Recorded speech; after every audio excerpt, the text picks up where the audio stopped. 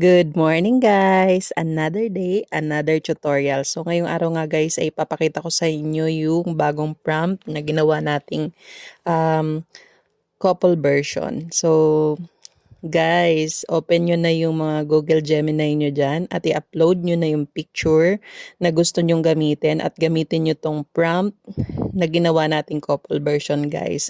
Sobrang matutuwa kayo sa result. And kung may gusto kayong i-edit sa details, pwede naman yun. Edit nyo lang yung prompt na ikakopy nyo dyan sa ating comment section or sa caption nitong video.